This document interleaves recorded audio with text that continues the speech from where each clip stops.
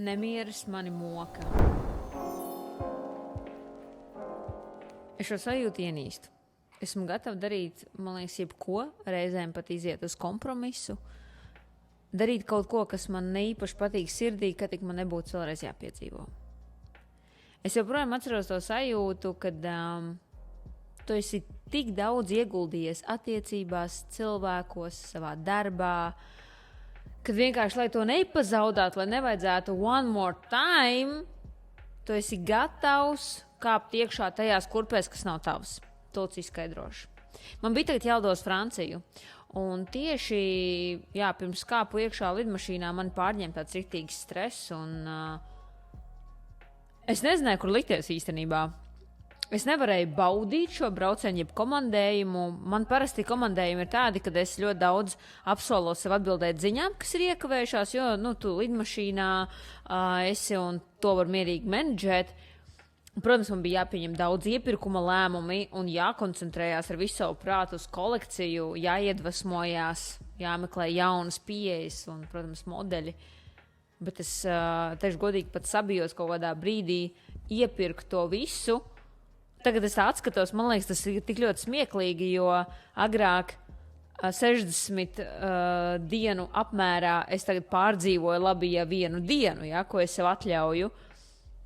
Bet es jau vienmēr uzdodu jautājumu, Elīna, vai tu tieši tāpatās plāno reaģēt arī savos 40, 50 un 60 gados, vai tu gribi tomēr ar šo pārdzīvojumu tikt galā krietni ātrāk? Un manā gadījumā tas bija, man daudz kas mainās tagad pēdējā laikā dzīvē, gan komunikācija ar cilvēkiem un, protams, arī uzticami cilvēki, kas ir man līdzās, uz kuriem es lieku lielas cerības, protams, un negribās vienkārši one more time apmācīt, atkal ieguldīties, veidot attiecības no nulles, un tā iemesla dēļ ļoti bieži izēju uz kompromisu. Man bija tāda sajūta, kā tajā laikā, kad es draudzējos, atceros ar savu pirmo mīlestību. Es viņu baigi bieži, man liekas, pēdējā laikā pieminu šeit, bet man tā bija, tā ir man vienīgā pieredze dzīvē, kuras tiešām izjūt tā sajūtas. Man gribās jums izstāstīt to piemērā, ja pretējā gadījumā vienkārši virspusē teoriju stāstīt nav interesanti.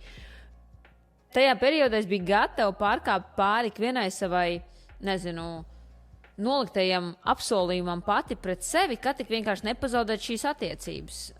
Piemēram, es zināju, ka es svētdienās gribēšu vienmēr doties uz draudzi un lieldienas svinēt kā lielo dienu, nevis kā olu ripināšanu, bet tad attiecībās es biju gatava to palikt malā. Jā. Es zināju, ka man kristīga mūzika klausīties fonā ir daudzreiz svētīgāk, un tas ir tas, kā es gribētu pavadīt savās austiņās, klausoties, bet mājās mēs klausījāmies repu tajā laikā attiecībās, kas piepildīja visu telpu ar tādu smago, un es ļoti daudzām lietām tā kā piekāpos, iziet uz kompromisu, lai tikai nesāpētu. Tas, no kā man ir visvairāk bail, palikt vienai. Un kāpēc? Jo tajās attiecībās daudz bija ieguldījis. Tas arī viss. Un tāpēc arī tagad man bija tāda sajūta, ka es tā kā nespēšu tālāk dzīvot un tālāk pieņemt lēmumus, kamēr, neatrisināsies, kamēr man neradīsies pilnīgs miers par to, ka visi esošie cilvēki ir ar mani, viss ir kārtībā, Elīna, mani pārņēma tāds stress un es sāku ienīst to sajūtu un esot tur Francijā, man vienkārši klapēja. Jā, reāli, es šo video pārfilmēju tagad īstenībā jau 3. reizi, jo es visu laiku domāju, vai es to gribu stāstīt, vai es to negribu stāstīt. Tā kā tagad man ir uz to miers, tāpēc, ka es centos vairāk tikt galā ar sakni. Sakni, kāpēc es pārdzīvoju aiz bailēm, kad ir cilvēki, kas varētu no manas dzīves aiziet, un man tāds, Elīna, cik tu daudz par to var runāt? Jā, jo es varbūt uztveru tieši šo momentu, tā ir mana sāpīgā sakne, savukārt tev varbūt dzīvē ir pilnīgi cita sāpīgā sakne, kura katru reizi, kad ar tevi notiek, tevi klapē sirds. Bet ko es tev gribu pateikt, mīļais? Tu nekad nespēsi pieņemt lēmumu citu cilvēku vietā. Nekad. Un tas bija tas, ko es sev teicu tajā brīdī. Es sev dodu reāli 24 stundas, lai iegūtu mieru, jo šeit Francijā es esmu tikai 2 diennaktis un man ir jābūt pilnā fokusā, un es to nespēju darīt. Ko es darīju pirmais? Es no rīta Pirms kāpu lidmašīnā es jau sajūtu tādas interesantas sajūtas, es uzreiz atveru vaļā Dievu vārdu. Man vispār nebija laiks, jo man bija 20 minūtes, man bija tiešām jākāp mašīnā, mums bija jābrauc jau uz lidostu. Pirmais, ko es teicu, es saku, Dievs, es gribu mieru, es gribu mieru, es negribu pārdzīvot. Un nav svarīgi, kāda ir situācijas, vienkārši gribu mieru.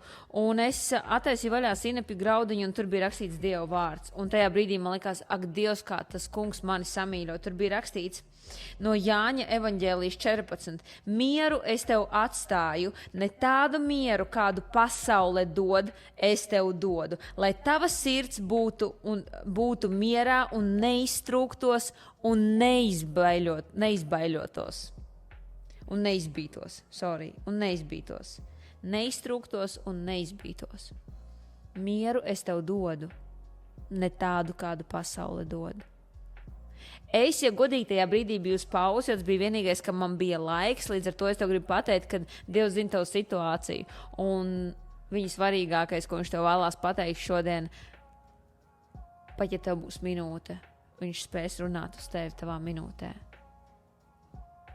Un es uzreiz sapratu, ka man tas sinepju graudiņš ir jāņem līdzi. Es paņēmu to grāmatu, kaut gan man bija mini mazais koferīts, ļoti ierobežots kilograms, ko es varu ņemt līdzi.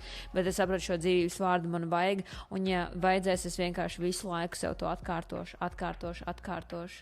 Mieru es tev dodu, ne tādu, kādu pasaule dod, lai tu neizbītos un neizbaiļotos.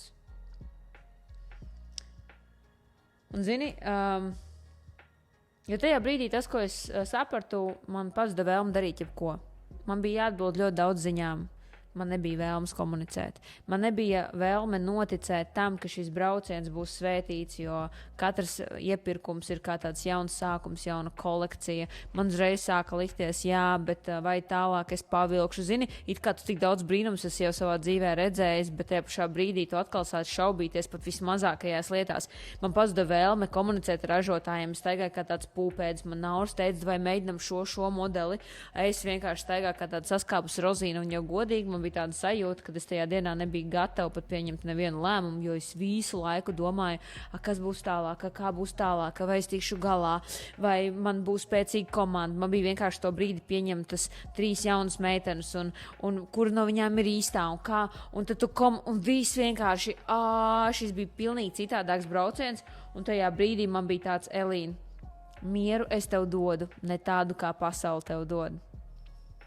Un man tas, ko atgādināja aptuveni, kad ir slēdzītis, kad tu paņem ričuku, piesprādzē, un tu vari uzspiest to kodiņu, un viņš vienkārši ieklamējās. Un ne pa labi, ne pa kreisi. Vienkārši viņš ir stoperis. Un tā sajūtos es tajā dienā, un es sev uzdevu vienkārši jautājumu, cik ilgi es tā vēl plānoju. Un kā jau es tev teicu, mans galvenais uzdevums ir, lai man tas aizņemtu maksimāli maz laika, un es ātrāk restartētos. Jo tas, kā tu uztver situāciju, jo viņas jau nemainīsies. Es sapratu, kā man tas bija 16 gados, tā 29 gados. Es varu izmainīt tikai un vienīgi savu attieksmi par to un maksimāli ātri atrast to veidu, kā dīlot ar šo situāciju. Jo ar mani tieši tas pats notiksies arī 60 gados, bet es sev vienkārši uzdodu jautājumu. Cik ilgi es došu sev tam laiku? Un tāpēc es reāli no rīta, kad pamodos, jau nākamajā rītā man bija tāds, man vairs nav vairāk laika. Man ir dot īstenībā vēl tikai 1 diena šeit, un man ir jābūt pilnīgi citādākai. Es nevaru pazaudēt vairāk tos īpašos lēmumus, kas man ir jāpieņem šeit, esot vienkārši pārdzīvojot par lietām, kuras es nevaru mainīt. Es nevaru ietekmēt cita cilvēka lēmumu, cita cilvēka attieksmi pret sevi. Es varu tikai un vienīgi paļauties uz Dievu. Tu saproti, ko es tev vēlos pateikt? Un tāpēc tajā dienā es pateicu, man pietiek. Es negribu par to pārdzīvot. Būšu es ar to cilvēku vai ar šo cilvēku. Būs lēmums manā pusē vai nē. Es gribu būt brīva no šī. Tas nenozīmē, ka man nekad nesāpēs vai es kļūšu par kaut kādu terminatoru. Mans galvenais uzdevums ir nenocietināties. Un zini, tā situācija, atrisinājās ļoti ātri. Vispār visas sakritušās situācijas. Un es sapratu, ka es nekad dzīvē negribu vairāk šo piedzīvot, bet es zinu, ka tas būs ar mani vēl. Vienkārši es negribu par to satraukties. Un es saprotu, cik īstenībā svarīgs ir miers sirdī, jo kad viņa nav, kad nav miera sirdī, tu nespēji eksistēt. Tavas domas, tavs prāts ir nevis par to, kas tevi sagaida, nevis par to, par ko tev būtu jāsapņo, par tajām lielajām lietām, par drosmīgiem lēmumiem, par jaunām iespējām. Tu vienkārši kulies uz riņķi stresā. Un īstenībā uz ļoti daudzām lietām, kas man bija tādas disciplinētas, es metu mīksto, jo man gribējās sevi pažēlot. Tajā dienā es saēdos krosānus, izdzēru rentākās kafijas, man bija vienalga, cik es soļus nostaigāju, kādas presītes man bija. Un zini kā, man bija tāds, Elīna, tu esi spēcīga sieviete. Tu esi vienkārši ledlauz. Kas tas tāds tagad ir? Un es ņēmu atkal Dievu vārdu, es atkal lasīju no rīta pamodos, un es sapratu, ka es nekad nespēšu atbildēt par nevienu cita cilvēka lēmumu savā dzīvē. Es varu tikai paļauties uz Dievu. Un tāpēc es gribu lūgt kopā ar tevi, lai tev būtu drosme stāvēt pretī katram savam izaicinājumam un pacenties atšķirt, kuras ir tās situācijas, kurās tu kā pumpītis vienkārši apstājies un iekrampējies. Vai tu zini? Un cik tev ir bail no tādām situācijām. Dievs tev viņas dos aizvien vairāk un vairāk un vairāk, un tikai no tevis ir atkarīgs, kā tu nolemi viņas piedzīvot. Ja varbūt Dievs tev nespēs dot nākamo līmeni tavā dzīvē, kamēr joprojām šis ir tas, kas tevi ieklamē. Jo viņš grib, lai tu uzticies viņam šajā jautājumā. Un, ja godīgi, man ir kauns runāt par to, ka jā, tāda situācija ir manā dzīvē. Es sevi pat neatpazinu. Man liekas, es jau sen esmu to izstrādājis sevi un jau sen iepazinu to Dieva mīlestību, bet tajā brīdī man bija tāds, kāpēc man ir jāpiedzīvo atkal? Elīna, tu taču esi mums. Bet redz, ka esmu cilvēks, kurai arī ir emocijas, kurai arī var sāpēt sirds, kur arī var satraukties par kaut kādām, pat varbūt tik sīkām lietām. Bet tajā brīdī es sapratu, ka es gribu būt brīva. Brīvi no ikviena cilvēka lēmumu. Es spēju atbildēt tikai par sevi. Un es gribu aizvien vairāk un vairāk veidot attiecības ar Dievu, lai man būtu miers sirdī vienmēr. Tagad aiztais savus acis un es gribu lūgt kopā par tevi. Debes Tēvs, es tev pasakos par ikvienu iespēju, ko tu esi devis manā dzīvē, par ikvienu braucienu, darba iespēju, piedzīvotiem notikumiem. Paldies par katru cilvēku, ko tu esi devis manā dzīvē. Paldies tev, Dievs, kad tu esi tik daudz man jau devis. Paldies par katru izaicinājumu, jo bez tevis es nespētu no tā gūt nekādu labumu un mācību un kļūt vēl stiprāka. Paldies tev, Dievs, ka tu man dod mieru, un es tev lūdzu, Dievs, dod man mieru, kas ir pārāks par visu. To mieru, ko tikai tu esi spējīgs dot. To mieru, kādu pasaule nespēja man dot tu man. Un ļauj man piedzīvot to tik spēcīgi, kad es spētu atšķirt, kā tas ir, kad es cīnos pati, un kā tas ir, kad man ir miers sirdī un pārliecība, ka vissvarīgākais, kas man dzīvē ir vajadzīgs, tās ir attiecības ar tevi. Un ja man būs miers, es spēšu tikt galā ar pilnīgi visu. Dievs, dod man mieru,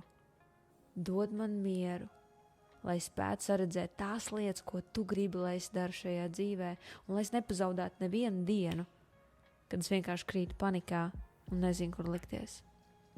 Jēzus Kristus vārdā es tev pasakos, tev Dievs, par mieru, ko tu man dod. Amen. Es šādi pielūdzu, un man radās miers. Tajā brīdī man likās, ka es tā notirnos, un man tāds, wow, es esmu stipra, man nav ne no kā jābaidās. Bet ja kaut kas skars man manā dzīvē, Dievs dos man spēku tikt tam pāri. Es svētīta un tiekamies jau nākamajā reizē.